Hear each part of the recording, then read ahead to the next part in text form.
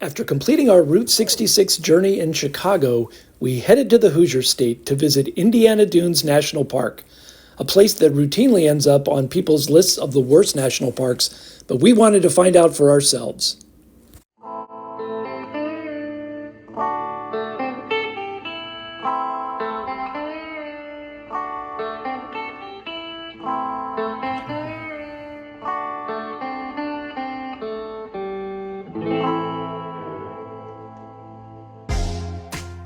Indiana Dunes' 15,000 acres do not form one continuous park. Instead, it's several swatches of land that are interspersed with towns, highways, a state park, and the Port of Indiana. As a result, instead of one big magical place, it feels like several small regional parks.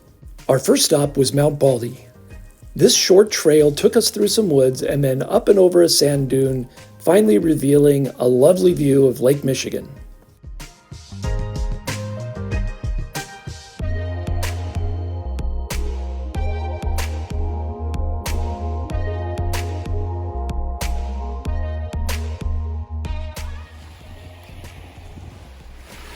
We stuck our hands in the chilly waters, which weren't quite as cold as we expected, and then sat back and took in a beautiful sunset.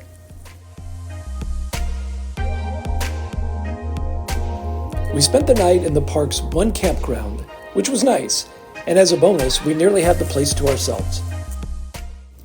Another thing to check out is the Century of Progress Historic District.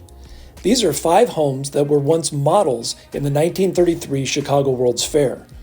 Following the fair, they were moved here and are now private residences.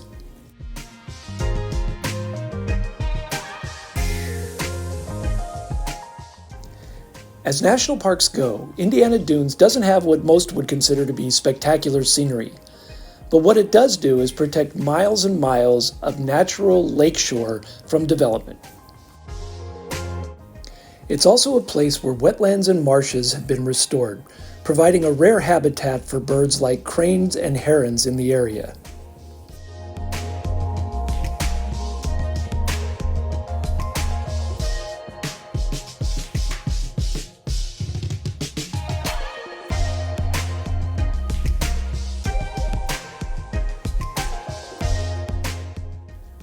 The bottom line is that while it may not be a destination you'd travel halfway across the country to visit, Indiana Dunes National Park does protect some very important natural resources, so we'll give it a thumbs up for that.